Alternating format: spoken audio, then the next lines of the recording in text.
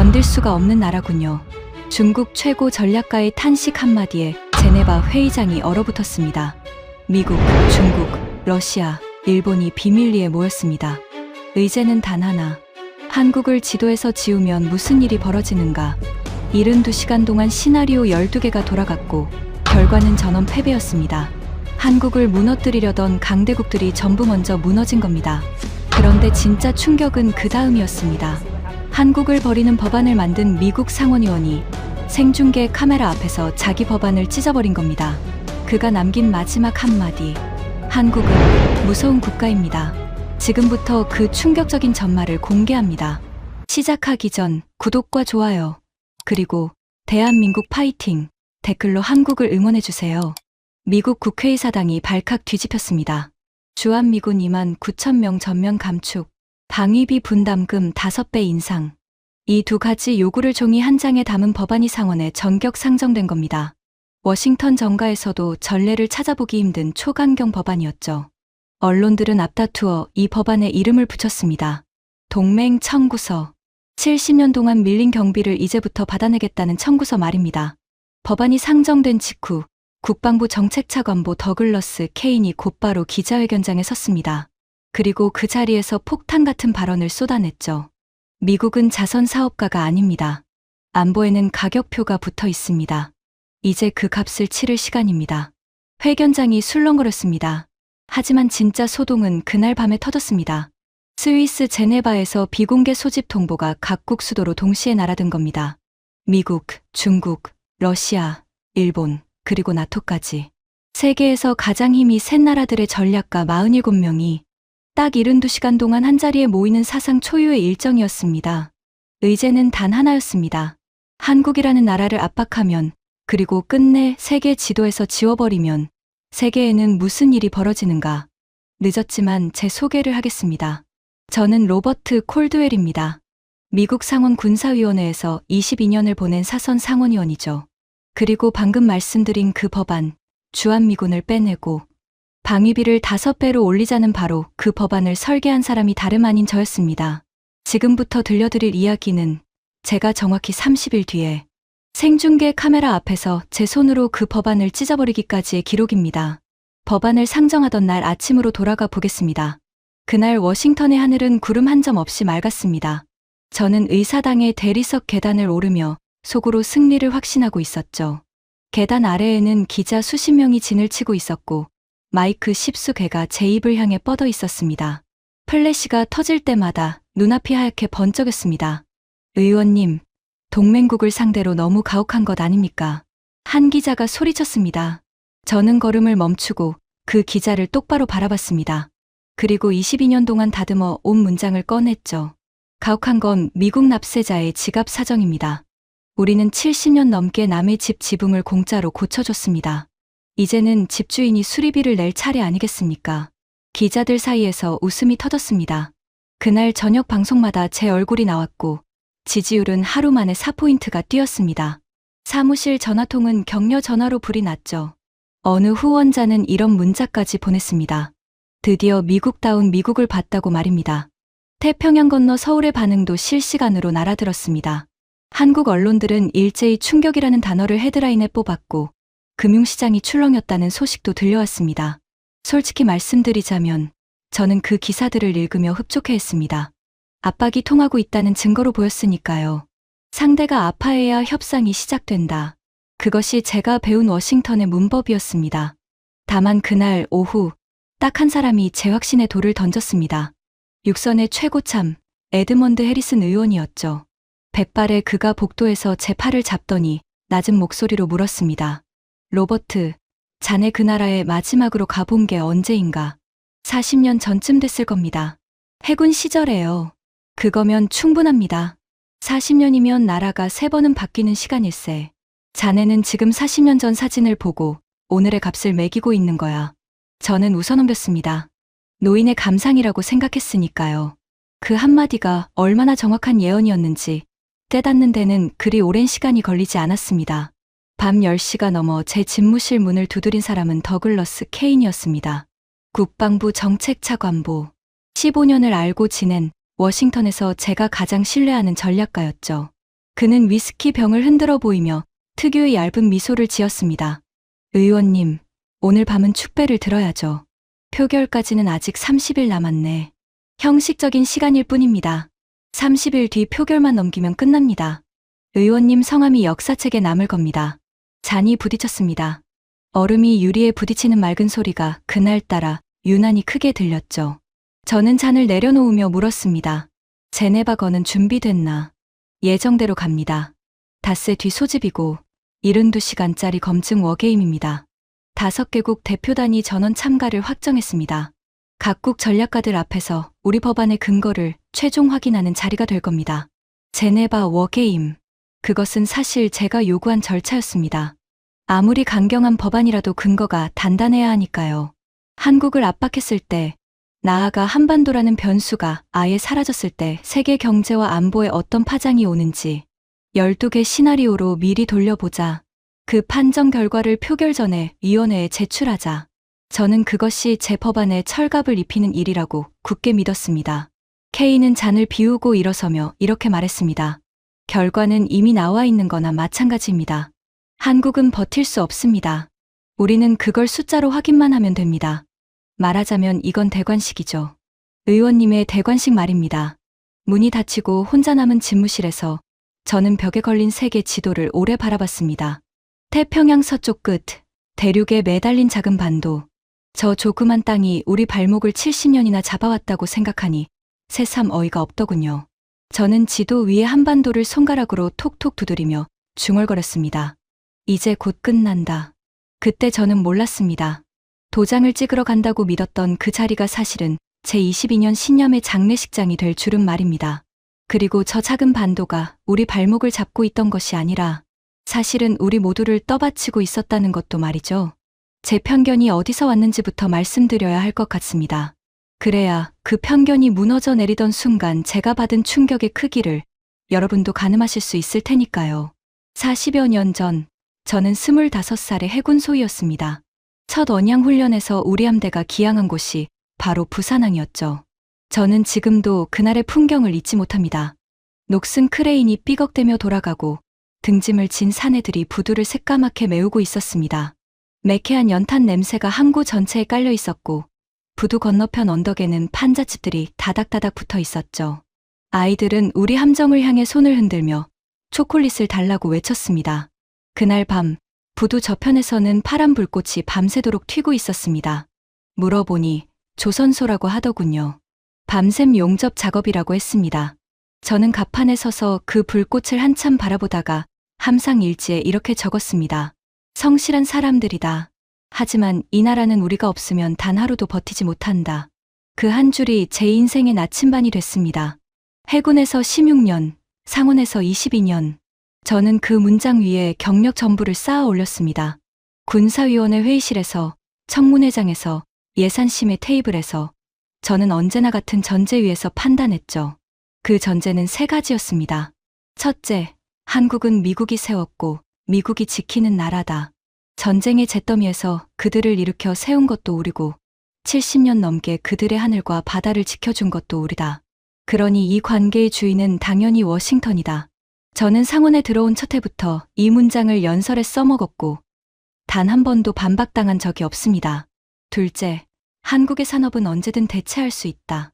반도체든 배든 배터리든 공장은 결국 돈을 따라 움직이는 법이다. 우리가 세제 혜택으로 부르면 오고 관세로 밀면 밀려난다. 실제로 몇 해 전 우리는 유럽의 화학 공장들을 통째로 미국 땅에 옮겨온 적도 있습니다. 저는 그 성공을 두 눈으로 봤고 한국의 공장들도 결국 그 목록에 한 줄 추가될 이름일 뿐이라고 확신했습니다. 셋째, 눈치는 약자가 보는 것이다. 지난 22년 동안 협상 테이블에서 먼저 시선을 내리깐 쪽은 언제나 서울이었습니다. 제 기억 속의 한국 대표들은 늘 정중했고 늘 신중했고 그리고 늘 물러섰죠. 큰 소리는 우리가 치고 양보는 그들이 한다. 그것이 제가 아는 한미 관계의 문법이었습니다. 방위비 협상 이야기가 나온 김에 한 장면을 더 말씀드리죠. 여러 해 전 제가 참관인으로 앉아있던 협상장이었습니다. 우리 측 대표가 인상률을 통보하듯 던지자 한국 측 수석 대표의 얼굴이 하얗게 굳었습니다. 그는 정회를 요청했고 복도에서 본국과 통화하는 그의 등은 조금 굽어 있었죠. 회의가 다시 열리자 한국은 수정안을 들고 왔습니다. 저는 그날 일지에 이렇게 적었습니다. 결국 또 물러선다. 이 나라는 언제나 물러선다. 지금 와서 고백하자면 저는 그 구분 등의 의미를 완전히 잘못 읽고 있었습니다. 하지만 그 이야기는 조금 뒤에 하기로 하죠. 이 세 가지 신념에 단 한 번이라도 금이 간 적이 있었느냐고요. 없습니다. 단 한 번도 없었습니다. 적어도 그 30일이 시작되기 전까지는 말입니다. 법안을 함께 설계한 케인 이야기를 조금 더 해야겠군요. 그는 워싱턴이 사랑하는 종류의 인간이었습니다. 명문대에서 전략학을 가르치다 국방부로 스카우트된 수재였고, 그가 만든 보고서는 각 주 하나까지 완벽하다는 평판이 자자했죠. 무엇보다 그는 결론이 명쾌했습니다. 회색 지대를 인정하지 않는 남자. 저는 그 점이 좋았습니다. 정치란 결국 명쾌한 문장을 파는 직업이니까요. 법안 초안을 다듬던 어느 밤, 그가 제 집무실 탁자에 동아시아 지도를 펼쳐놓고 이렇게 말한 적이 있습니다. 의원님, 한반도를 보십시오. 우리에겐 부동산일 뿐입니다. 세입자가 월세를 못 내겠다고 버티면 집주인이 할 일은 하나죠. 목줄을 당기는 겁니다. 목줄이라니, 표현이 좀 험하군. 험한 게 아니라 정확한 겁니다. 한국은 우리가 세워준 나라입니다. 은혜를 모르는 세입자에게 감상은 사치입니다. 그러더니 그는 주머니에서 동전 하나를 꺼내 지도 위 한반도 위에 올려놓았습니다. 동전 하나의 반도 전체가 가려졌죠. 보이십니까? 이 동전만 한 땅 때문에 우리는 해마다 수십억 달러를 태우고 있습니다. 동전은 주우면 그만이고 버려도 그만입니다. 솔직히 고백하겠습니다. 그때 저는 그 말을 나무라지 않았습니다. 표현이 거칠다고 생각했을 뿐 틀렸다고는 생각하지 않았으니까요. 오히려 저는 웃으며 이렇게 받았습니다. 자네는 연설문을 썼어야 했다고 말이죠. 지금 돌이켜보면 그 웃음이 제 첫 번째 죄였습니다. 케인의 오만이 어느 정도였는지 보여주는 장면이 하나 더 있습니다. 법안 상정 다음 날 국방부 브리핑에서였죠. 한국 특파원 한 명이 손을 들고 물었습니다. 이 법안이 동맹의 신뢰를 해치는 것 아니냐고요. 케인은 안경을 고쳤으며 이렇게 답했습니다. 신뢰는 무료 서비스가 아닙니다. 질문은 밀린 청구서부터 정산한 다음에 받겠습니다. 브리핑룸에 웃음이 터졌고 그 특파원의 얼굴은 돌처럼 굳었습니다. 부끄럽지만 사실대로 말씀드리겠습니다.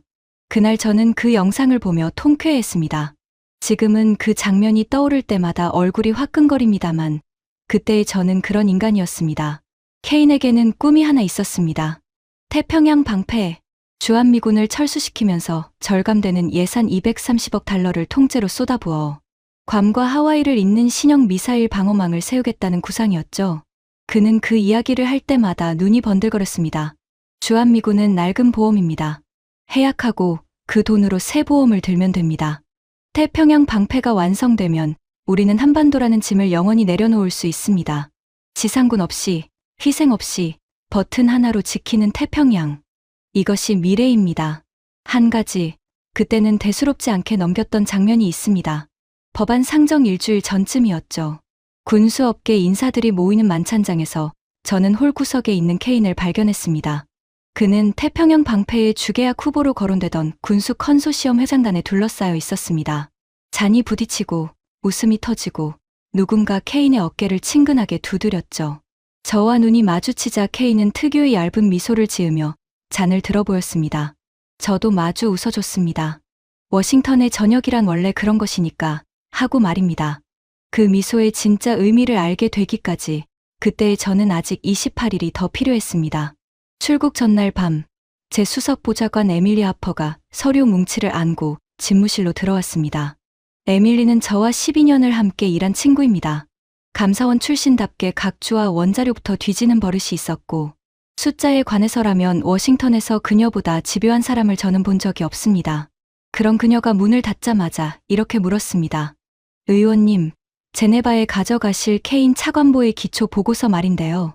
표결 전에 제가 근거 숫자를 전부 교차 검증해봐도 되겠습니까? 이미 국방부가 검증한 자료야. 그러니까 더 해봐야죠.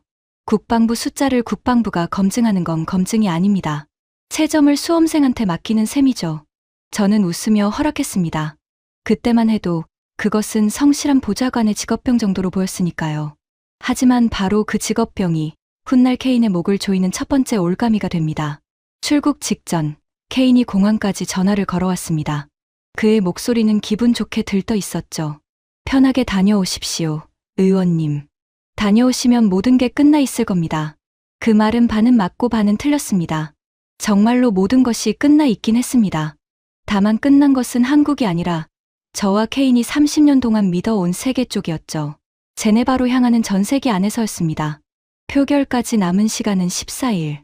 저는 좌석에 몸을 묻고 표결 통과 뒤에 낭독할 승리 연설의 초안을 다듬고 있었습니다. 그때 통로 건너편에서 서류의 콜을 받고 있던 에밀리가 갑자기 고개를 들었습니다. 의원님, 이 숫자 좀 보시겠어요? 그녀가 내민 것은 케인의 기초 보고서 34쪽이었습니다. 붉은 펜으로 동그라미가 3겹이나 쳐진 문장 하나. 한국산 반도체가 차단될 경우 대체 공급망 구축에 필요한 기간 6개월. 이게 왜 문제인가? 6개월이라는 근거가 어디에도 없습니다. 상무부 내부 평가는 최소 10년입니다. 민간 분석 기관들은 11년에서 13년을 봅니다. 그런데 이 보고서만 6개월이에요. 20배가 넘게 차이가 납니다. 그래서 각 줄을 따라가 봤더니 인용된 원본 자료 자체가 존재하지 않습니다. 오기겠지.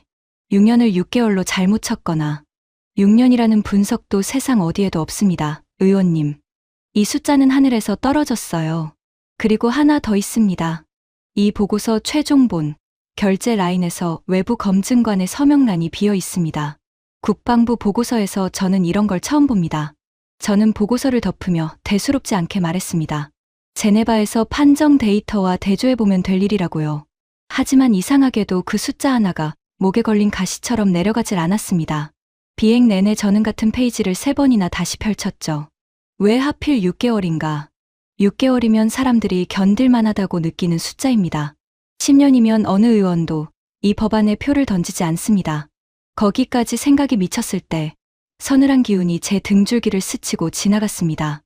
저는 고개를 저어 그 생각을 털어냈습니다. 케인이다. 15년지기 케인이야. 그럴 리가 없다. 그 서늘함의 정체를 저는 며칠 지나지 않아 알게 됩니다. 레만 호숫가에 자리 잡은 국제전략평가원 본부는 밖에서 보면 평범한 회색 석조 건물이었습니다. 하지만 정문을 통과하는 순간 공기부터 달라졌죠. 휴대전화와 전자기기는 전부 납 상자에 봉인됐고 참가자 47명 전원이 석 장짜리 보안 서약서에 서명해야 했습니다. 복도에는 창문이 하나도 없었고 이상하게도 벽시계조차 걸려 있지 않았습니다. 시간마저 바깥에 두고 들어오라는 뜻이었을까요? 우리를 맞은 사람은 이번 워게임의 총괄 진행자 마르쿠스 켈러 박사였습니다. 스위스 출신의 전략 시뮬레이션 권위자. 은퇴 안경 너머의 눈빛이 수술칼처럼 차가운 남자였죠. 그는 악수 대신 규정집부터 내밀며 말했습니다. 환영합니다. 의원님. 규칙은 3가지뿐입니다. 첫째, 모든 시나리오는 각국이 봉인 제출한 실제 데이터로만 판정합니다. 판정 엔진에 들어간 데이터가 4천만 건입니다. 둘째, 판정 결과는 참가국 전원의 서명본으로 봉인되며 수정도 폐기도 불가능합니다. 그리고 셋째, 그는 안경을 밀어 올리며 저를 똑바로 바라봤습니다. 숫자는 거짓말을 하지 않습니다. 거짓말은 언제나 사람이 하죠. 이 건물 안에서 그 순서가 뒤바뀌는 일은 없을 겁니다. 그때는 그 말이 그저 스위스 사람 특유의 결벽으로 들렸습니다. 그 문장이 열흘쯤 뒤 워싱턴의 청문회장에서 어떤 무게로 되살아날지 그 순간에 저로서는 알 길이 없었죠. 켈러 박사는 우리를 지하 판정실로 안내했습니다. 두꺼운 유리벽 너머로 검은 서버들이 늘어서서 낮게 우문거리고 있었습니다. 냉각 장치의 찬 공기가 유리 틈으로 새어나와 손등에 닿았죠. 저 기계가 사흘 뒤 우리 법안에 왕관을 씌워줄 것이다. 저는 그렇게 생각하며 유리벽에 비친 제 얼굴을 봤습니다. 자신감으로 가득한 얼굴이었습니다. 그 얼굴이 사흘 만에 어떻게 변해버리는지 여러분은 곧 보시게 될 겁니다. 그날 저녁 개막 전야 리셉션이 열렸습니다. 5나라의 전략가들이 잔을 들고 서로를 탐색하는 자리였죠. 그때 누군가 제 곁으로 다가와 잔을 내밀었습니다. 중국 대표단의 좌장 왕 하이펑이었습니다. 베이징의 국책 전략가라는 그는 맞춤 정장에 옷깃을 세우고 이렇게 말했습니다. 의원님, 우리 두 나라가 모처럼 같은 쪽에 서는 날도 오는군요. 한국이 고맙다고 해야 할 판입니다. 적끼리 손을 잡게 해줬으니 말입니다. 저는 어색하게 잔을 부리쳤습니다. 유쾌하지는 않았지만 부정할 수도 없었죠. 그 순간만큼은 워싱턴과 베이징이 같은 답안지를 들고 있었으니까요. 한국은 버틸 수 없다는 답안지 말입니다. 이튿날 아침 개막식이 열린 원형 회의장은 고대의 원형 경기장을 축소해 놓은 모양이었습니다. 천장에서 쏟아지는 백색 조명 아래 중앙에 거대한 원탁을 5나라의 대표단이 둘러쌌습니다. 미국 대표단 12명의 맨 앞자리에 제가 앉았고 케인이 파견한 국방부 실무진이 제 뒤를 바쳤죠. 시계 방향으로 나토, 러시아, 일본, 그리고 중국이 자리를 잡았습니다. 러시아 쪽 좌장은 드미트리 오를로프라는 에너지 전략가였습니다. 표지가 너덜너덜해진 가죽 수천만 만지작거릴 뿐 개막식 내내 단 한마디도 하지 않았죠. 나토 조달본부에서 온 잉그리드 베른세는 서류철 3개를 쌓아놓고 개막 전부터 뭔가를 쉴 새 없이 대조하고 있었습니다. 숫자와 결혼한 사람의 얼굴이었습니다. 일본 대표단의 좌장은 사토 겐지라는 60대 사내였습니다.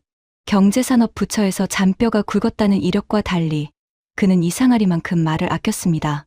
인사를 나눌 때 그의 손을 잡았는데 악력이 거의 느껴지지 않았습니다. 마치 이 자리에 몸만 와 있는 사람 같았죠. 그리고 다시 왕 하이펑이 있었습니다. 개막 연설 순서가 오자 그는 마이크를 잡고 좌중을 천천히 둘러봤습니다. 어젯밤 리셉션의 사교적인 미소는 사라지고 정복자의 얼굴이 그 자리에 있었죠. 그리고 그는 이렇게 말했습니다. 솔직히 말씀드리죠. 저는 이 사흘이 아깝습니다. 결과가 뻔한 게임이니까요. 한국이라는 나라 반나절이면 무릎 꿇릴 수 있습니다. 우리가 히토류 밸브를 잠그고 서해의 항로 2곳만 조이면 그 나라 공장들은 사흘 안에 멈춥니다. 세계 경제는 재채기 한번 하고 끝나겠죠. 여러분은 사흘 뒤 제 말이 판정문에 그대로 적히는 걸 보시게 될 겁니다. 회의장 곳곳에서 낮은 웃음이 흘렀습니다. 케인이 보낸 국방부 실무진도 만족스러운 표정으로 고개를 끄덕였죠. 저 역시 미소를 지었습니다. 저 오만한 사내의 입에서 우리 법안의 근거가 대신 흘러나오고 있었으니까요. 적국의 전략가가 우리 표결에 찬조 연설을 해주는 셈이었습니다.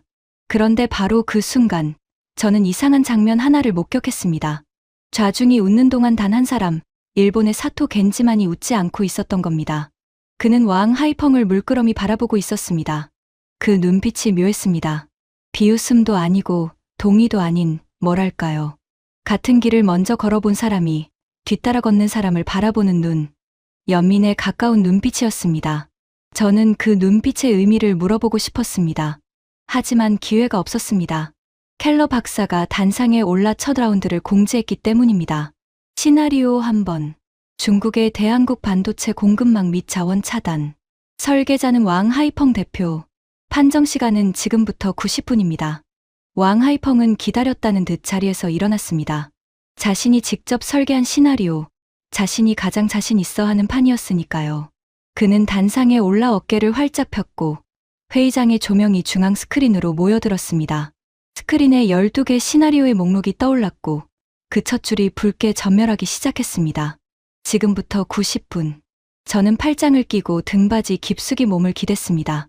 한국이라는 나라가 차가운 숫자 앞에서 무너져 내리는 광경을 지켜볼 준비를 하면서 말이죠. 표결까지 13일. 모든 것이 계획대로 굴러가고 있었습니다. 하지만 90분 뒤, 이 회의장에서 웃고 있는 사람은 단 한 명도 없었습니다. 가장 먼저 무너진 것은 한국이 아니었으니까요. 왕 하이펑의 브리핑은 완벽했습니다. 그 점은 인정해야겠군요. 그는 레이저 포인터를 지휘봉처럼 휘두르며 3단계 계획을 펼쳐 보였습니다. 1단계, 히토류와 핵심 광물의 수출 밸브를 잠근다. 2단계, 서해 항로 2곳의 통관을 조인다. 3단계, 반도체 소재와 장비의 우회 공급망을 차단한다. 그는 마지막 장표 앞에서 좌중을 돌아보며 이렇게 말했습니다. 사흘이면 한국의 공장들이 기침을 시작하고 3주면 폐렴에 걸립니다. 그리고 석 달이면 서울이 백기를 들고 협상장에 나옵니다. 회의장 여기저기서 고개가 끄덕여졌습니다. 제 뒤에 앉은 우리 국방부 실무진은 노트에 뭔가를 부지런히 받아 적고 있었죠. 저 역시 속으로 감탄했습니다. 우리 법안이 통과되면 미국이 쥐게 될 지렛대를 중국이 먼저 시연해주고 있는 셈이었으니까요. 켈러 박사가 단상 옆에 붉은 버튼을 눌렀습니다. 판정 시작이었습니다. 중앙 스크린에 세계 지도가 떠올랐고 한반도 위로 수천 개의 붉은 선이 그물처럼 뻗어나갔습니다. 공급망이라고 했습니다. 광물이 흐르는 선, 부품이 흐르는 선, 돈이 흐르는 선.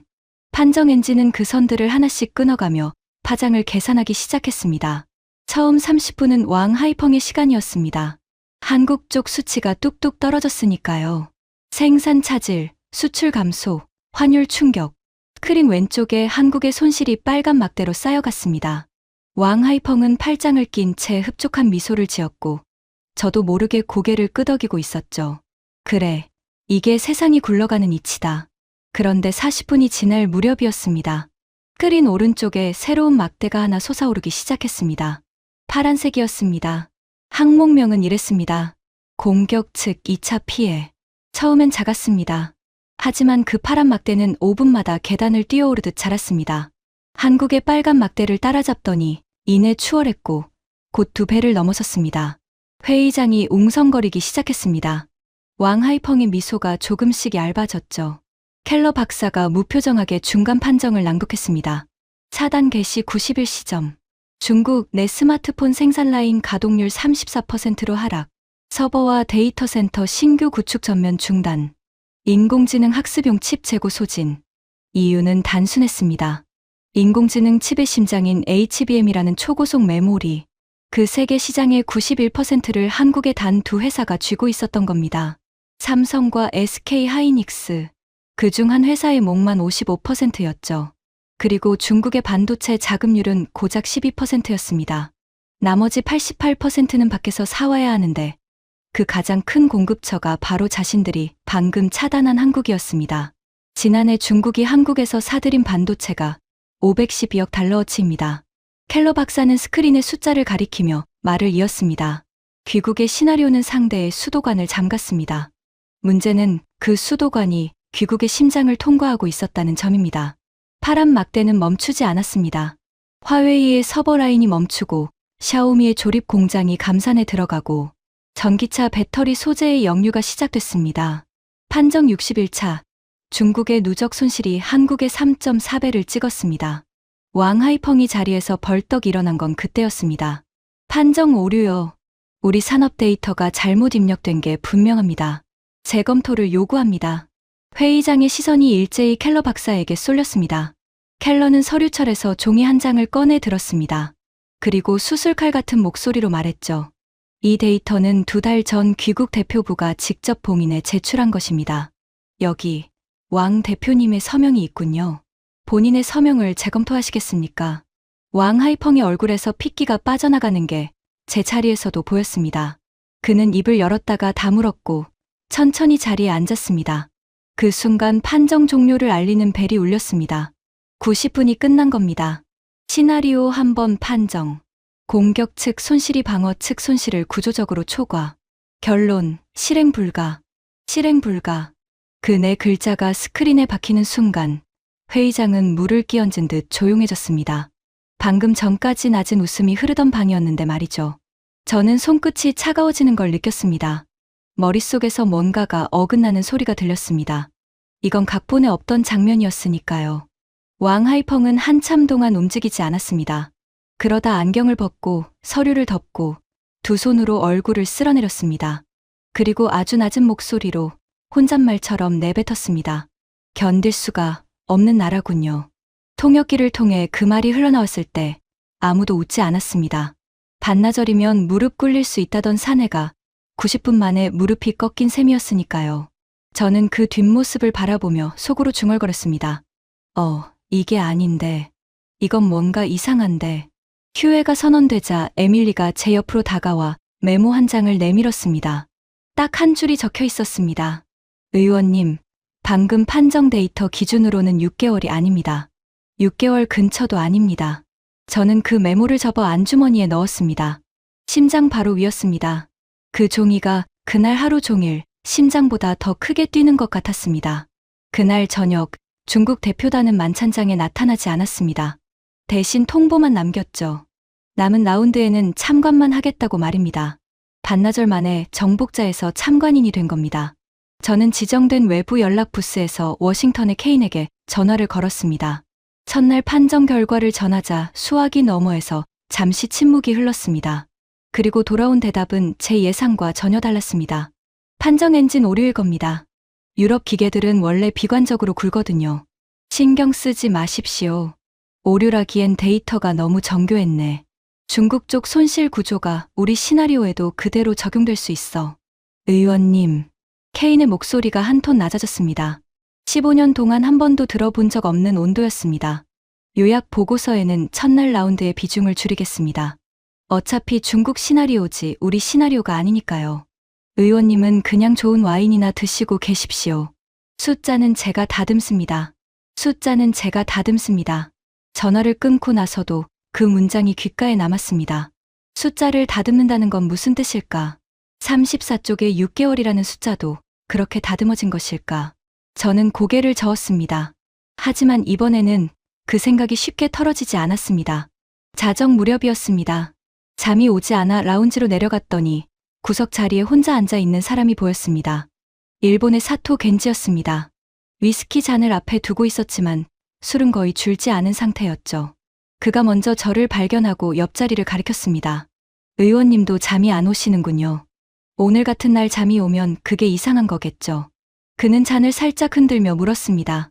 오늘 왕 대표의 얼굴 어떠셨습니까? 솔직히 말하면 통쾌하기보다 섬뜩했습니다. 사토는 고개를 끄덕였습니다. 그리고 창밖의 검은 호수를 바라보며 말했습니다. 저는 그 얼굴이 낯익었습니다. 7년 전에 거울에서 매일 봤던 얼굴이거든요. 저는 잔을 내려놓고 그를 바라봤습니다. 사토 겐지는 그날 밤 처음으로 이 워게임에 온 이후 가장 긴 이야기를 시작했습니다. 7년 전 우리 정부가 한국의 수출 규제를 발동했습니다. 반도체 공정의 목줄에 해당하는 핵심 소재 3가지를 조인 거죠. 그 계획의 실무 설계를 총괄한 사람이 접니다. 저는 총리관저에 이렇게 보고했습니다. 몇 달이면 한국의 반도체 라인이 멈추고 반년이면 그들이 머리를 숙이고 협상장에 나올 거라고요. 결과는 어땠습니까? 사토는 처음으로 희미하게 웃었습니다. 웃음이라기보다는 상처에 가까운 표정이었죠. 한국은 머리를 숙이는 대신 소매를 걷었습니다. 2년 안에 소재 국산화에 성공했고 공급선을 3개로 다변화했죠. 라인은 단 하루도 멈추지 않았습니다. 대신 멈춘 건 우리 쪽이었습니다. 우리 소재 기업들은 수십 년 공들여 온 최대 고객을 제 발로 걷어찬 꼴이 됐으니까요. 규제 이후 4년간 관련 3사의 한국 매출은 60%가 증발했고 누적 손실은 9조 원 규모로 불어났습니다. 시장 점유율은 한 번 내주면 돌아오지 않더군요. 그게 이 게임의 진짜 규칙이었습니다. 그래서 당신은 어떻게 됐습니까? 보고서를 쓴 사람이 책임을 져야죠. 저는 한직으로 밀려났고 얼마 전 옷을 벗었습니다. 이번 워게임에는 자문역으로 불려온 겁니다. 실패한 사람만큼 좋은 교과서는 없으니까요. 그는 잔을 비웠습니다. 그리고 이번엔 제가 묻지 않은 이야기를 먼저 꺼냈습니다. 우리만 실험한 게 아닙니다. 9년 전엔 중국이 했죠. 한국이 미사일 방어 체계를 들여놓자 중국은 전방위 보복에 나섰습니다. 한류를 막고 관광을 끊고 자국에 진출한 한국 유통기업들을 몰아냈습니다. 다들 한국이 곧 굴복할 거라 했죠. 하지만 결과는 아셨습니까? 중국의 정보 기술 기업들이 한국산 반도체 없이는 단 한 분기도 버티지 못한다는 사실만 확인하고 보복은 흐지부지 끝났습니다. 그리고 사토는 제 등골을 서늘하게 만드는 한마디를 덧붙였습니다. 그때 그 보복 시나리오의 실무 보고서를 쓴 사람이 누군지 아십니까? 오늘 단상에 섰던 왕 하이펑입니다. 그래서 오늘 그의 시나리오가 그토록 정교했던 겁니다. 그리고 그래서 판정 결과가 뜨는 순간 누구보다 빨리 알아본 겁니다. 아, 이번에도 같은 결말이구나 하고 말이죠. 저는 한동안 말을 잇지 못했습니다. 그러니까 오늘 낮에 제가 본 것은 한 번의 판정이 아니었던 겁니다. 이미 2번, 현실에서 치러진 실험의 3번째 재현이었던 거죠. 일본이 소재로 실험했고 중국이 시장으로 실험했고 두 나라 모두 자기 발등에 도끼를 찍고 물러났습니다. 의원님, 사토가 저를 똑바로 바라봤습니다. 악력이 없던 그 손으로 이번에는 테이블을 지그시 눌렀습니다. 우리는 소재 3가지를 걸고 실험했다가 산업 하나를 잃었습니다. 중국은 관광과 한류를 걸었다가 자존심을 잃었죠. 그런데 의원님의 법안은 군대와 시장 전부를 겁니다. 판돈이 다릅니다. 잃을 때도 전부 잃습니다. 내 법안이 실험이라는 겁니까? 실험이죠. 다만 3번째 실험이라는 게 문제입니다. 앞선 2번의 결과가 이미 나와 있는데도 하는 실험을 우리 쪽에선 뭐라고 부르는지 아십니까? 그는 잔을 내려놓고 일어서며 말했습니다. 만용이라고 부릅니다. 좋은 밤 되십시오, 의원님. 방으로 돌아온 저는 침대에 누워 천장을 바라봤습니다. 40여 년 전 부산항의 갑판에서 쓴 일지의 문장이 떠올랐습니다. 이 나라는 우리가 없으면 단 하루도 버티지 못한다. 25에 제가 쓴 그 문장에 67에 제가 처음으로 물음표를 달아보고 있었습니다. 정말 그런가? 버티지 못하는 쪽은 정말 그쪽인가? 창밖에서 새벽빛이 밝아오고 있었습니다. 둘째 날이 시작되고 있었죠. 표결까지는 12일이 남아 있었습니다. 둘째 날 첫 라운드의 발표자는 뜻밖에도 러시아의 오를로프였습니다. 개막식 내내 한마디도 하지 않던 그 사내가 너덜너덜한 가죽 수첩을 들고 단상에 오른 겁니다. 그는 마이크를 툭툭 두드리더니 인사도 없이 본론부터 꺼냈습니다. 우리 시나리오는 원래 한국을 겨냥한 게 아니었습니다. 우리의 관심사는 극동의 가스를 어떻게 아시아에 파느냐였죠. 그런데 판정 엔진을 돌려보니 이상한 게 걸려 나왔습니다. 스크린에 북극 항로 지도가 떠올랐습니다. 얼음 바다를 뚫고 가스를 실어 나르는 배들의 항적이었죠. 영하 163도의 액화 가스를 싣고 두께 2m의 얼음을 깨며 달리는 배. 슈레빙 LNG선이라고 합니다. 우리 극동 가스전이 발주한 이 배가 15척인데 15척 전부를 지은 나라가 한 곳입니다. 한국이죠. 이 배를 설계하고 건조할 수 있는 조선소는 제 수첩 기준으로 지구상에 그 나라밖에 없습니다. 그는 수첩을 펼쳐 뭔가를 확인하더니 말을 이었습니다. 판정 엔진의 결론을 제 식으로 요약하면 한 줄입니다. 한국의 도크가 러시아의 파이프라인보다 힘이 셉니다. 한국이 배를 안 지어주면 우리 가스는 항구에서 얼어붙습니다. 그래서 우리 시나리오의 결론은 이렇습니다. 한국을 적으로 돌리는 옵션은 검토 대상에서 제외한다. 무표정한 얼굴로 자기 나라의 급소를 담담하게 공개하는 모습에 회의장에는 기묘한 침묵이 흘렀습니다. 하지만 진짜 충격은 그 다음 라운드였습니다. 나토의 잉그리드 베른센이 서류철 3개를 안고 단상에 올랐습니다. 시나리오 5번, 유럽 에너지 위기의 재현이었죠. 몇 해 전 유럽에서 전쟁이 터졌을 때를 기억하실 겁니다. 우리는 러시아산 가스 밸브를 스스로 잠갔고 대서양 건너에서 가스를 사오기로 했습니다. 돈은 있었습니다. 가스도 있었죠. 그런데 딱 하나가 없었습니다. 그녀는 스크린에 사진 한 장을 띄웠습니다. 거대한 LNG 운반선이었습니다. 실어 올 배가 없었습니다. 이 배는 아무나 못 만듭니다. 영하 163도를 견디는 화물창의 용접은 오차 허용치가 머리카락보다 가늘죠. 세계 LNG선 시장의 68%를 한국이 짓습니다. 그해 겨울 유럽이 얼어 죽지 않은 건 솔직히 말해 한국 조선소들이 밤을 새워준 덕분입니다. 그녀는 판정 수치를 하나씩 짚었습니다. 한국 조선업이 6개월 멈추는 시나리오에서 유럽의 가스 수송 능력은 겨울 성수기 기준 5분의 1이 깎였습니다. 난방 공급에 차질이 생기는 가구가 3,800만으로 계산됐죠. 스크린의 유럽 지도가 위쪽부터 파랗게 얼어붙어 갔습니다. 결론입니다. 한국의 도크가 멈추면 유럽은 겨울을 넘기지 못합니다. 이어진 라운드는 방산이었습니다. 베른센은 서류철을 바꿔 들더니 이번엔 동유럽 지도를 띄웠습니다. 나토 동부 전선의 화력 공백 시나리오입니다. 여러분, 우리 동맹의 최전선 포병이 지금 어느 나라 대포로 채워지고 있는지 아십니까? 폴란드가 한국과 맺은 계약이 38조 원 규모라고 했습니다. 전차와 자주포와 경전투기가 계약 순서대로 동유럽 벌판에 도열하고 있다고 했죠. 세계 자주포 수출 시장에서 한국산의 몫은 61%, 나토 회원국 무기 수입 시장에서 한국의 지분은 7.2%로 어느새 공동 2위였습니다. 그때 제 뒤에 앉아 있던 우리 국방부 실무진 한 명이 손을 들었습니다. 참다 못한 얼굴이었죠.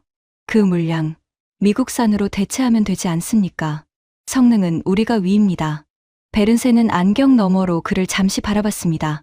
그리고 서류철에서 종이 한 장을 꺼내 낭독했습니다. 좋은 질문입니다.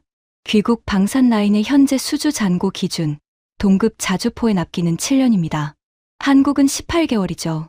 심지어 한국은 폴란드 현지에 공장까지 지어주며 갑니다. 대령님, 전쟁은 대기표를 받지 않습니다. 7년 뒤에 도착하는 대포는 대포가 아니라 고철입니다. 회의장 어딘가에서 낮은 휘파람 소리가 났습니다. 우리 실무진의 얼굴은 불그락불락했지만 반박은 나오지 않았습니다. 반박할 숫자가 없었으니까요. 점심 휴회 시간, 저는 에밀리와 함께 스코어보드 앞에 섰습니다. 이틀 동안 진행된 시나리오가 6개. 결과는 전부 같았습니다. 실행 불가, 실행 불가, 실행 불가. 에밀리가 보드를 올려다보며 말했습니다. 의원님, 이 방에서 이틀 동안 한국을 이긴 나라가 아직 없습니다. 중국도, 일본도, 러시아도, 유럽도요. 우리가 남았지. 저는 그렇게 대답했지만 목소리에 힘이 실리지 않았습니다. 머릿속에서는 해리슨 의원의 목소리가 맴돌고 있었죠. 자네는 40년 전 사진을 보고 오늘의 값을 매기고 있는 거야. 저는 그 40년 전 사진 속 나라가 지금 강대국 넷을 차례로 되돌려 세우는 광경을 보고 있었습니다. 뭐랄까요. 미국이나 일본보다 낫다는 수준의 이야기가 아니었습니다. 판 자체가 제가 알던 판이 아니었던 겁니다. 그날 저녁 케인과의 두 번째 통화는 고성으로 끝났습니다. 판정 결과를 전하자 그는 처음으로 언성을 높였죠. 판정 따위가 뭐라고 하든 표결은 예정대로 갑니다. 위원회 제출용 요약 보고서는 제가 씁니다. 의원님은 귀국해서 서명만 하시면 됩니다. 서명은 내 눈으로 확인한 것에만 하네. 그게 22년 동안 내가 지켜온 원칙이야. 원칙 좋지요. 그런데 의원님, 원칙이 표를 만들어 주지는 않습니다. 이 법안이 무산되면 의원님 정치 인생도 같이 무산된다는 걸 잊지 마십시오. 전화는 그쪽에서 먼저 끊겼습니다. 수화기를 내려놓는 제 손이 가늘게 떨리고 있었습니다. 분노 때문인지 아니면 다른 무엇 때문인지 그때는 구분이 되지 않았습니다. 분명한 건 하나였습니다. 15년 지기의 목소리가 처음으로 낯선 사람의 것처럼 들렸다는 사실이었죠. 내일은 마지막 날이었습니다. 그리고 마지막 날의 주인공은 우리 미국의 시나리오였습니다. 시나리오 11번. 미국 단독 압박. 설계자는 국방부, 그러니까 케인의 팀이었습니다. 단상에 오른 우리 측 실무 책임자는 자신감을 회복한 얼굴이었습니다. 이틀간의 판정은 남들의 실패일 뿐, 미국은 다르다는 표정이었죠. 그의 브리핑은 케인의 문장 그대로였습니다. 관세와 기술 통제와 주한미군 감축 카드를 동시에 발동한다. 한국의 숨통을 세 방향에서 조인다. 판정 엔진이 뭐라고 하든 현실은 명확합니다. 6개월이면 한국이 협상 테이블로 걸어 나옵니다. 6개월. 그 숫자가 그의 입에서 나오는 순간 에밀리가 제 옆구리를 쿡 찔렀습니다. 그리고 속삭였죠. 들으셨죠? 저 6개월입니다. 보고서 34쪽의 그 6개월. 출처가 없던 그 숫자가 지금 우리 정부의 공식 입장으로 둔갑해 있습니다. 판정이 시작됐습니다. 처음 30일 구간은 실무진의 장담대로 흘러갔습니다. 한국의 수출이 꺾이고 환율이 출렁이고 빨간 막대가 쌓였죠. 실무진은 팔짱을 끼고 고개를 끄덕였습니다. 그런데 90일 시점을 지나면서 저는 이미 2번이나 본 그 장면을 다시 보게 됐습니다. 파란 막대, 공격 측 2차 피해. 이번 파란 막대는 지난 이틀의 어느 것보다 가팔랐습니다. 차단 90일 시점. 한국산 메모리 공급 지연으로 미국 내 인공지능 데이터 센터 증설 계획 73% 중단. 엔비디아를 포함한 반도체 설계 기업들의 생산 차질 시작. 관련 기술주 시가총액 1조 4천억 달러 증발. 숫자는 멈추지 않았습니다. 조지아의 전기차 공장, 텍사스의 반도체 공장, 인디애나의 배터리 공장. 한국 기업들이 미국 땅에 짓고 있던 생산 기지들의 이름이 차례로 호명됐습니다. 투자 동결과 고용 증발을 합쳐 21만 명. 스크린 위에 미국 지도에서 하필이면 우리 법안을 지지해 준 주들부터 파랗게 물들어갔습니다. 물가 영향 판정. 스마트폰과 가전과 차량 가격 상승. 소비자 물가 추가 상승분연 1.8%포인트. 그리고 마지막 줄에서 판정 엔진은 기계 주제의 정치까지 건드렸습니다. 종합 판정. 압박 개시 1년 내 발의 세력의 핵심 지지 기반에서 고용 충격 집중 발생. 정치적 지속 불가능. 정치적 지속 불가능. 회의장의 모든 시선이 제게로 쏠리는 게 느껴졌습니다. 명치가 뻐근했습니다. 저 6글자를 번역하면 이런 뜻이었으니까요. 이 법안을 밀어붙인 정치인은 자기 지지자들의 일자리를 태운 대가로 다음 선거에서 심판받는다. 단상의 실무 책임자가 뭐라고 반박을 시도했지만 목소리가 회의장에 닿지 못하고 흩어졌습니다. 켈러 박사는 그를 잠시 기다려주더니 담담하게 다음 순서를 진행했습니다. 마지막 순서입니다. 시나리오 12번, 한반도 소멸 통합 시뮬레이션. 11개 시나리오의 데이터를 통합해 한국이라는 변수가 사라진 세계를 1년간 구동합니다. 조명이 어두워지고 스크린의 세계 지도에서 한반도가 회색으로 꺼졌습니다. 그리고 그 작은 회색점에서 시작된 균열이 마치 유리창에 금이 가득 세계 전체로 뻗어나갔습니다. 반도체가 끊기자 공장들이 멈췄고, 배가 끊기자 에너지가 얼었고, 무기가 끊기자 전선이 흔들렸습니다. 1년 뒤 판정 엔진이 최종 숫자를 띄웠습니다. 세계 총생산 손실 4.2%, 금액으로 4조 7천억 달러. 켈러 박사가 그 숫자 옆에 비교선 하나를 그었습니다. 참고로 몇 해 전 세계를 멈춰 세웠던 대유행 당시의 손실이 3.1%였습니다. 한반도의 소멸은 인류가 최근에 겪은 최악의 재난보다 더 깊은 충격을 세계 경제에 남깁니다. 그리고 12개 시나리오 전체의 최종 판정은 다음과 같습니다. 스크린의 12줄의 판정 결과가 차례로 떠올랐습니다. 실행 불가, 실행 불가, 실행 불가. 12번 모두 단 하나의 예외도 없이 공격 측 전패. 시뮬레이션이 찾아낸 유일한 안정해는 한국의 현상 유지와 보호입니다. 다시 말해 이 판에 앉아 계신 모든 나라에게 한국을 지키는 것이 자국을 지키는 가장 저렴한 방법이라는 뜻입니다. 침묵이 흘렀습니다. 얼마나 길었는지 모르겠습니다. 그 침묵을 깬 사람은 뜻밖에도 왕 하이펑이었습니다. 그는 자리에서 일어나 이틀 전에 오마는 온데간데 없는 얼굴로 짧게 말했습니다. 중국 대표단은 판정에 이해 없습니다. 정복자로 입장했던 사내의 항복 선언이었습니다.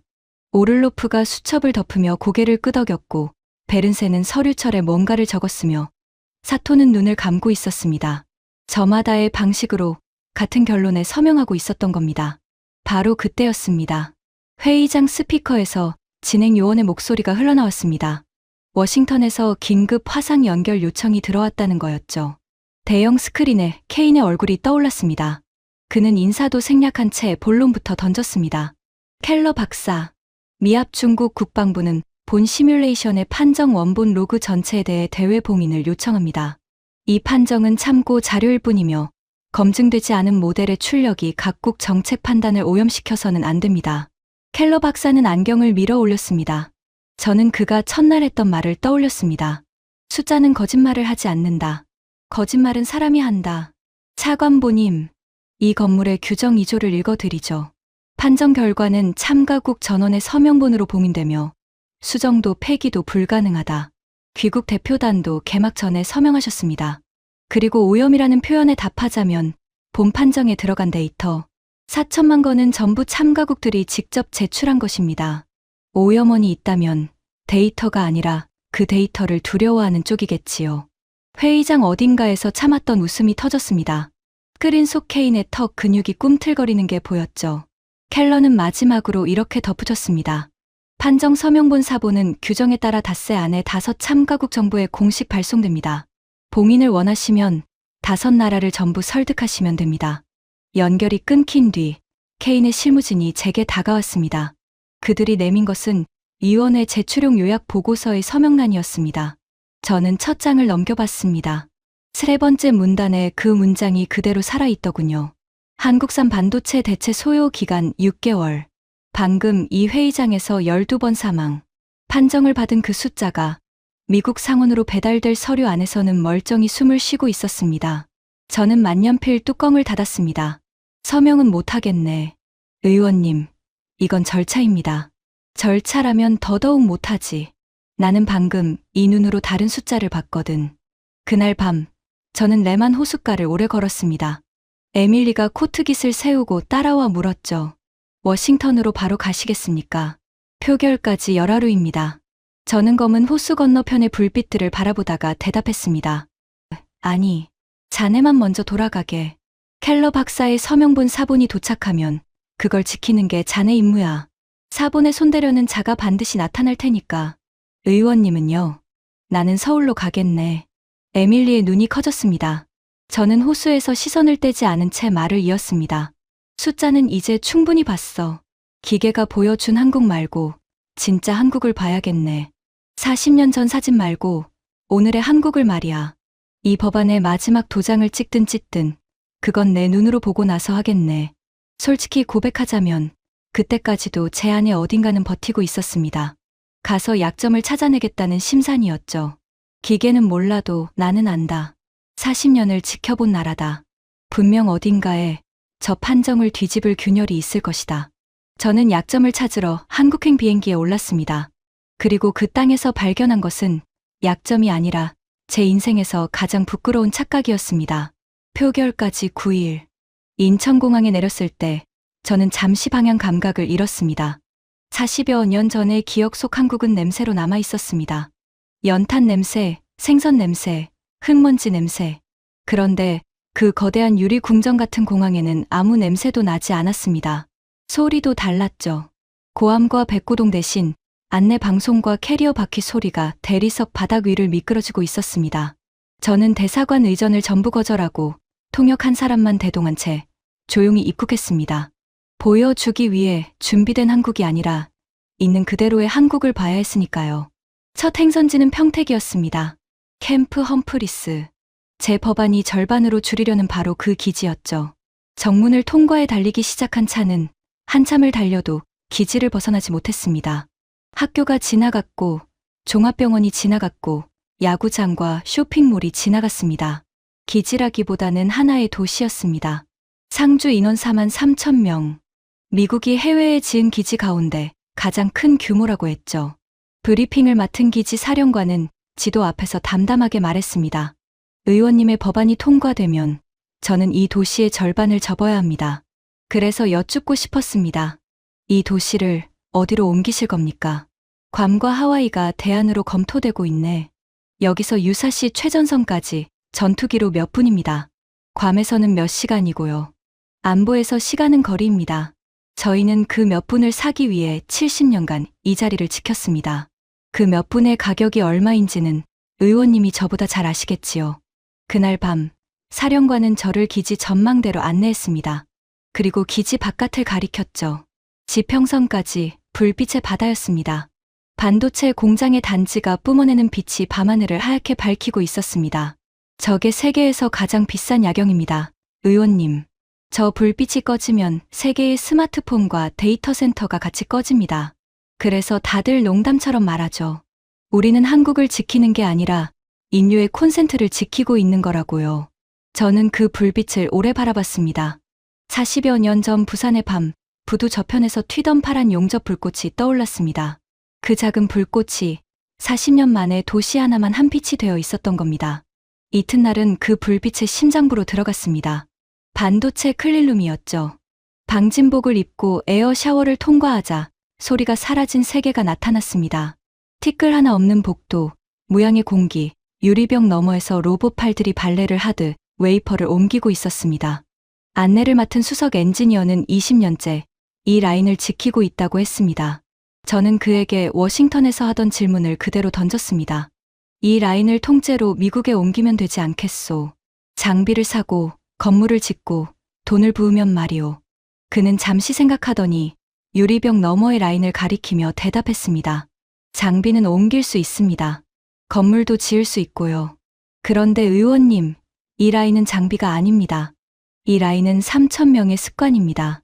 새벽 2시에 울리는 경보의 미세한 차이로 어느 챔버가 아픈지 알아채는 귀. 수율 그래프가 0.1%. 흔들리기 전에 손끝으로 먼저 느끼는 감각. 그런 습관들이 20년 쌓여서 이 라인이 됐습니다. 습관은 컨테이너에 실리지 않습니다.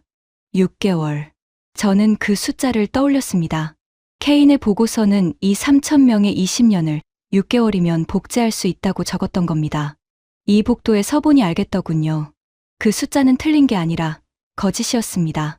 틀림은 무지에서 나오지만 거짓은 의도에서 나옵니다. 표결까지 7일. 마지막 행선지는 남쪽 바다의 거제였습니다. 조선소 정문을 지나는 순간 저는 제 눈을 의심했습니다. 도크라는 것이 그렇게 클 수 있다는 걸 처음 알았으니까요. 길이 500m가 넘는 구덩이 안에서 20층 건물만 한 배가 자라나고 있었고 그 위를 골리앗 크레인이 성큼성큼 걸어 다녔습니다. 쇳소리와 불꽃과 바다 냄새가 뒤섞인 공기였죠. 40년 전 부산의 냄새와 비슷한데 완전히 달랐습니다. 그때는 생존의 냄새였다면 지금은 세계를 움직이는 냄새였습니다. 그곳에서 저는 한 사람을 소개받았습니다. 김판수. 61살의 용접 명장이었습니다. 그의 손을 잡는 순간 저는 사토 겐지의 악력 없는 손과 정반대의 손을 느꼈습니다. 바위 같은 손이었습니다. 손등에는 오래된 화상 자국들이 별자리처럼 흩어져 있었죠. 그는 제가 상원의원이라는 말에도 별 감흥이 없어 보였습니다. 다만 통역을 통해 이렇게 물었죠. 먼 데서 오셨는데 뭐가 궁금해서 오셨습니까? 당신들이 어떻게 세계 최고가 됐는지 궁금해서 왔소. 그는 씩 웃더니 작업복 주머니에서 손바닥만 한 수첩을 꺼냈습니다. 기름때에 저런 모서리가 둥글게 다른 수첩이었습니다. 펼쳐보니 배 이름들이 빼곡했습니다. 한 줄에 하나씩 날짜와 함께 제가 용접한 배들입니다. 38배 동안 214척이네요. 이 손으로 이은 용접선을 다 풀면 서울에서 부산을 몇 번 왕복한다는데 세어보진 않았습니다. LNG선도 있소? 많죠. 영하 163도짜리 화물창 말씀이시죠? 그 안쪽 용접은 오차가 머리카락 굵기보다 가늘어야 합니다. 기계가 못하냐고들 묻는데 마지막 한 뼘은 결국 사람 손입니다. 영하 163도를 견디는 건 강철이 아니라 강철을 이어 붙인 사람 손이거든요. 저는 문득 묻고 싶던 것을 물었습니다. 40여 년 전에 부산항에 정박한 적이 있소. 그때 밤새 부두 건너에서 용접 불꽃이 튀는 걸 봤는데 김판수의 눈이 처음으로 커졌습니다. 그는 수첩의 맨 앞장을 펼쳐 보였습니다. 거기엔 배 이름이 아니라 날짜 하나와 지명 하나가 적혀 있었습니다. 부산. 그 불꽃 중에 하나가 접니다. 19에 부산에서 시작했으니까 계산이 맞네요. 그땐 밥 먹으려고 불꽃을 튀겼습니다. 배가 고파서요. 그런데 어르신, 이제는 압니다. 그 배고픈 불꽃들이 모여서 지금 이 도크가 된 겁니다. 배는 도면이 아니라 손이 만듭니다.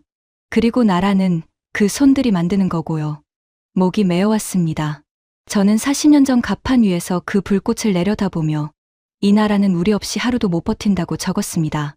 그런데 그 불꽃의 주인은 40년 동안 밤을 새워 지금 세계가 하루도 못 버티는 나라를 만들어 놓은 겁니다. 내려다보던 저는 그대로였고 올려다보이던 그들은 세계의 어깨가 되어 있었습니다. 40년 전 사진을 들고 있던 사람은 한국이 아니라 저였습니다. 바로 그날 밤이었습니다. 호텔 방에 전화가 요란하게 울렸습니다. 워싱턴의 에밀리였습니다. 그녀의 목소리는 12년을 함께 일하며 단 한 번도 들어본 적 없는 것이었습니다. 의원님, 지금부터 제 말 끊지 말고 들으세요. 세 가지입니다. 첫째, 케인이 사흘 뒤 군사위 비공개 브리핑을 소집했습니다. 표결 직전의 마지막 브리핑인데 배포 자료가 방금 제 손에 들어왔어요. 제네바 판정이 판정불능, 참고 가치 없음으로 적혀 있습니다. 그리고 6개월이 그대로 살아 있습니다. 둘째는 오늘 아침 유력지에 익명 소스 기사가 떴습니다. 콜드웰 의원, 한국 방산 자금 수수 의혹. 의원님의 서울행위 매수의 증거로 포장되고 있어요. 벌써 라디오마다 의원님 이름이 오르내립니다. 동료 의원 3분이 오전에 공동성명에서 이름을 뺐고요. 수화기를 쥔 손에 힘이 들어갔습니다. 케인. 15년 지기의 얼굴이 만찬장에서 군수 컨소시엄 회장단과 잔을 부딪히던 그 얇은 미소가 스쳐 지나갔습니다. 셋째를 말하게. 켈러 박사의 서명본 사본이 외교 행랑으로 들어오는 중인데 국방부 쪽에서 기밀 유출물로 분류해 압류하려는 움직임이 있습니다. 사본이 위원회에 도착하지 못하면 브리핑장에는 케인의 숫자만 남습니다. 의원님, 사흘입니다. 사흘 안에 못 돌아오시면 이 판은 끝납니다. 저는 창밖을 봤습니다. 거제의 밤바다 위로 도크의 불빛과 용접 불꽃이 별처럼 깔려 있었습니다. 저 불꽃을 40년 전에도 봤으면서 저는 아무것도 보지 못했던 겁니다. 이번엔 달라야 했습니다. 에밀리, 사본을 무슨 수를 써서라도 지키게. 그리고 위원장에게 전해. 브리핑 당일 발언권을 신청한다고. 기사는요. 해명 성명부터 내셔야. 해명은 서류가 한다. 나는 새벽 비행기로 돌아가겠네. 전화를 끊고 저는 가방에서 케인의 보고서를 꺼냈습니다. 34쪽을 펼쳐 6개월이라는 숫자 위에 만년필로 줄을 그었습니다. 30년 정치 인생에서 처음으로 저는 쫓기는 쪽이 되어 있었습니다. 무고를 뒤집었었고 지지율은 떨어지고 있었으며 남은 시간은 사흘이었습니다. 하지만 제 가방 안에는 그들이 모르는 카드가 석 장 들어 있었습니다. 켈러의 봉인 판정문, 12번의 실행 불가, 그리고 기름때 묻은 수첩 사진 한 장. 저는 거제의 불빛을 등지고 공항으로 달렸습니다. 워싱턴의 결전장으로 말입니다. 새벽 비행기가 워싱턴에 내려앉았을 때 표결까지는 나흘이 남아 있었습니다. 그리고 케인의 브리핑까지는 6시간이 남아 있었죠. 공항 게이트를 나서자마자 플래시 세례가 쏟아졌습니다. 기자들이 벽처럼 막아섰습니다. 의원님, 한국 자금 수수 의혹을 인정하십니까? 서울에서 누구를 만나셨습니까? 해명하실 겁니까? 닷새 전만 해도 저를 영웅이라 부르던 목소리들이었습니다. 저는 걸음을 멈추지 않고 딱 한 문장만 남겼습니다. 해명은 6시간 뒤 의사당에서 하겠습니다. 서류가 말할 겁니다. 의사당 지하 주차장에서 에밀리가 기다리고 있었습니다. 얼굴이 반쪽이 되어 있었지만 눈빛만은 형형했죠. 그녀는 차에 오르는 저에게 두꺼운 봉투부터 안겼습니다. 켈러 박사의 서명본 원본 사본, 무사합니다. 어제 아침 외교 행랑이 도착하기 30분 전에 국방부에서 기밀 유출물 압류 공문이 떨어졌는데 제가 한 발 앞서 위원장 직인으로 위원회 공식 증거물로 등록해버렸습니다. 증거물로 등록된 문서는 국방부가 손댈 수 없거든요. 감사원물이 이럴 때 쓸모가 있네요. 잘했네.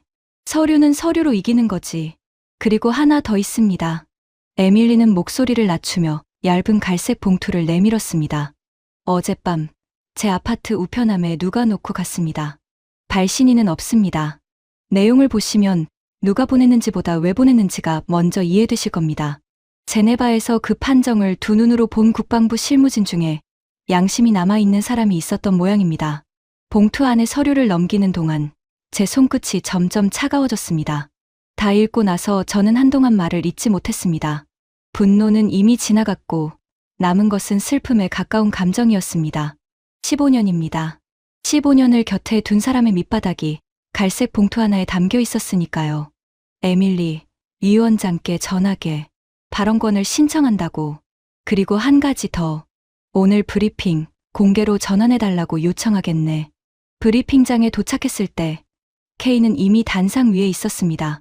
완벽하게 달인 정장, 완벽하게 정리된 차트, 완벽하게 자신만만한 얼굴.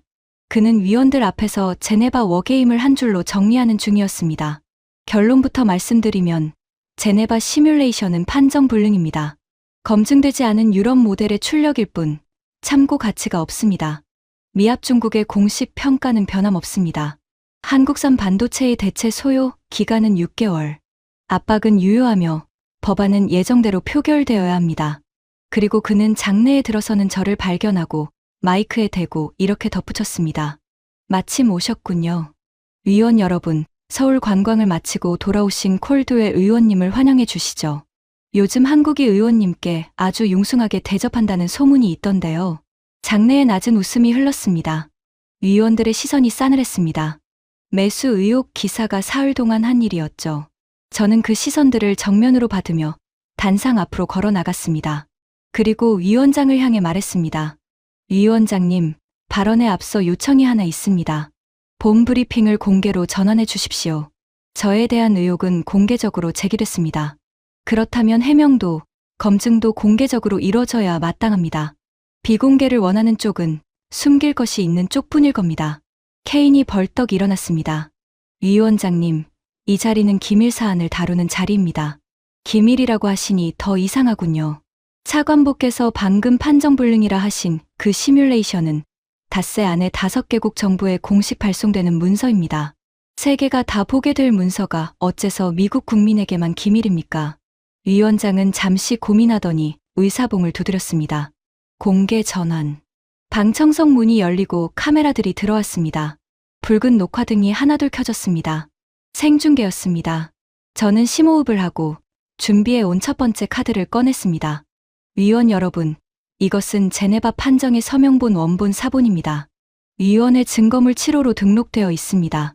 차관보의 브리핑 자료와 몇 군데만 대조해 보겠습니다. 차관보 자료 34쪽, 한국산 반도체 대체 소요 기간 6개월. 판정 원본 214쪽, 같은 항목, 11년. 6개월과 11년입니다. 22배 차이죠. 그리고 차관보는 판정불능이라 했습니다만 원본의 최종 판정문을 그대로 읽겠습니다. 12개 시나리오 전원, 실행 불가. 공격 측 전패. 유일한 안정해는 한국의 보호. 장내가 술렁였습니다. K는 코웃음을 쳤습니다. 유럽 학자들의 장난감 모델입니다.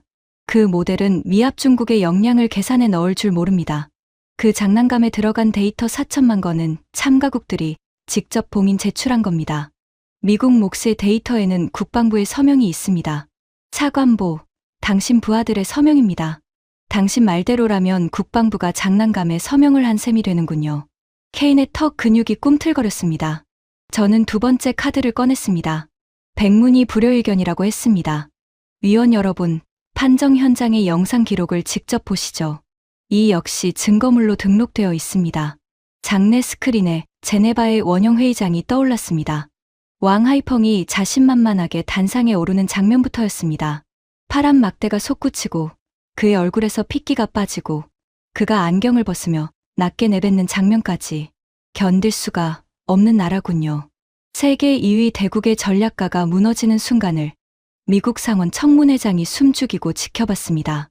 영상은 계속됐습니다. 12번의 시행 불가가 차례로 박히는 장면, 그리고 마지막으로 화상화면 속 케인이 판정 원본의 봉인을 요구하다 켈러 박사에게 거절당하는 장면까지.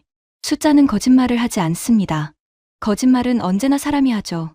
켈러의 그 목소리가 스피커에서 흘러나오는 순간 방청석이 크게 웅성거렸습니다.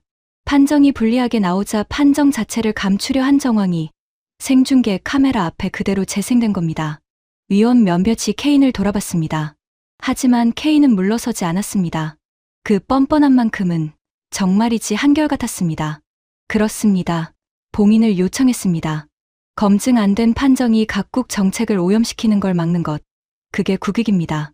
저는 국익을 위해 정보를 통제하려 했을 뿐입니다. 오히려 저 영상을 반출한 행위야말로 기밀 유출입니다. 콜드웰 의원을 조사하십시오. 끝까지 창끝을 저에게 돌리는 솜씨였습니다.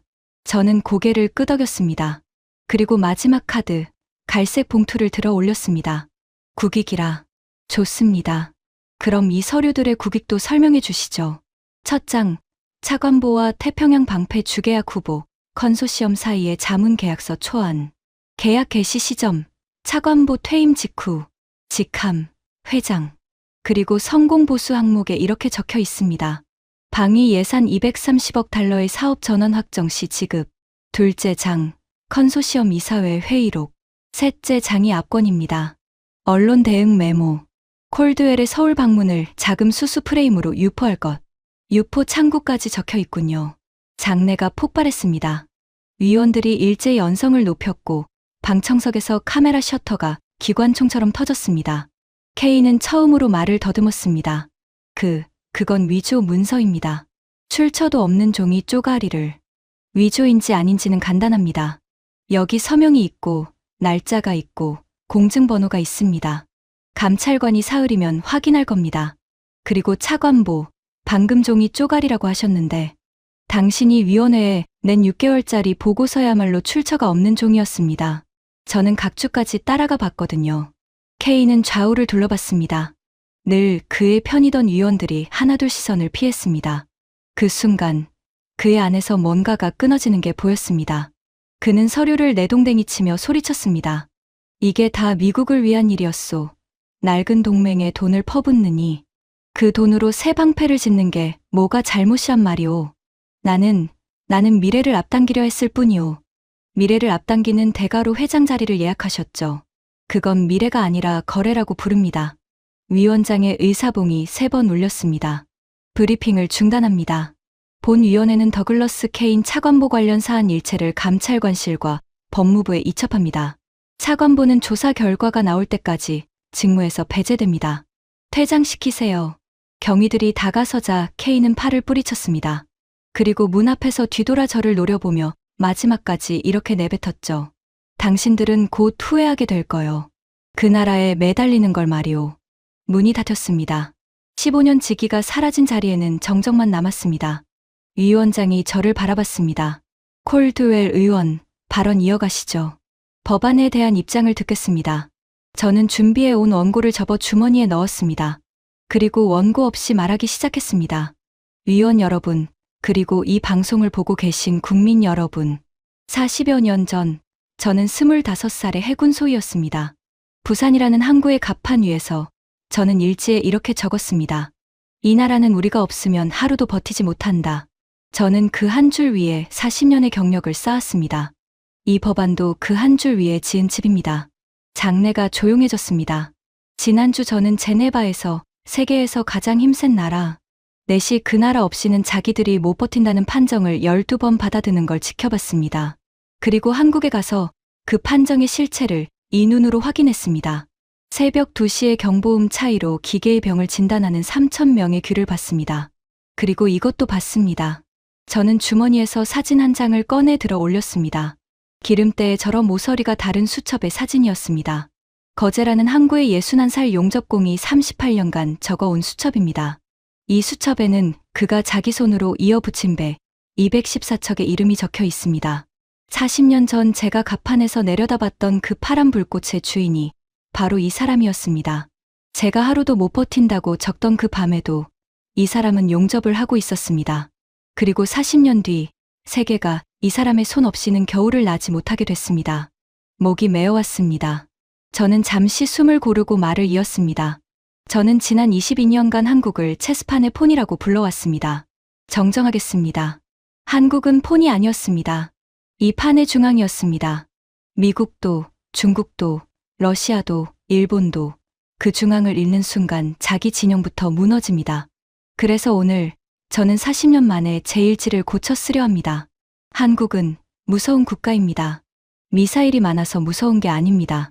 함부로 계산했다가는 계산한 쪽이 먼저 무너지는 나라라서 무서운 겁니다.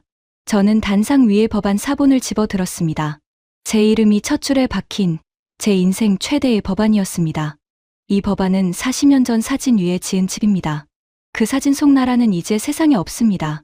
그러므로 발의자로서 선언합니다. 저는 오늘 제 법안을 제 손으로 찍겠습니다. 종이 찢어지는 소리가 마이크를 타고 장내에 울려 퍼졌습니다. 한 번, 두 번, 세 번. 그 소리가 멎었을 때 방청석 어딘가에서 박수가 시작됐습니다. 박수는 파도처럼 먼저 나갔습니다. 저는 찢어진 종이 조각을 단상 위에 내려놓고 고개를 숙였습니다. 위원석 맨 끝에서 백발의 해리슨 의원이 지팡이를 짚고 일어나 고개를 끄덕여 주고 있었습니다. 나흘 뒤 본회의는 법안 폐기 동의안을 표결에 붙였습니다. 결과는 89대 11점, 전광판에 숫자가 박히는 순간 저는 눈을 감았습니다. 30일 전 제가 상정한 법안이 30일 뒤 제 손으로 묻힌 겁니다. 본회의장을 나서는데 해리슨 의원이 제 어깨를 두드리며 말했습니다. 로버트, 40년 만에 사진을 바꿨군. 늦었지만 늦은 게 안 한 것보다 100배 낫네. 케인의 소식은 그 주 내내 신문 일면을 덮었습니다. 감찰 결과 자문 계약과 언론 공작이 사실로 확인됐고 컨소시엄은 하루 만에 그와의 모든 관계를 부인했으며 법무부의 수사가 시작됐습니다. 목줄을 당기겠다던 사내는 자기가 만든 목줄에 자기가 걸린 셈이었죠. 모든 것이 끝나고 일주일쯤 지났을 때였습니다. 사무실 서류를 정리하던 에밀리가 낡은 스크랩 한 장을 들고 왔습니다. 제네바 준비 자료 밑바닥에 깔려 있던 40여 년 전 도쿄의 신문 기사였습니다. 기사 제목은 이랬습니다. 한국의 반도체 진출, 망할 수밖에 없는 5가지 이유. 한국의 어느 기업인이 도쿄 한복판에서 반도체 사업 진출을 선언하자 현지 언론이 코웃음을 치며 쓴 기사였죠. 이유는 5개였습니다. 기술이 없다. 자본이 없다. 인재가 없다. 시장이 없다. 인프라가 없다. 기사는 이렇게 끝을 맺고 있었습니다. 가난한 나라의 무모한 도박은 오래가지 못할 것이다. 저는 그 5줄을 오래 들여다봤습니다. 그리고 펜을 들어 그 옆에 오늘의 답을 한 줄씩 적어봤습니다. 기술이 없다던 나라는 인공지능 메모리의 91%를 쥐고 있습니다. 자본이 없다던 나라는 폴란드 한 나라와 38조 원짜리 계약서를 씁니다.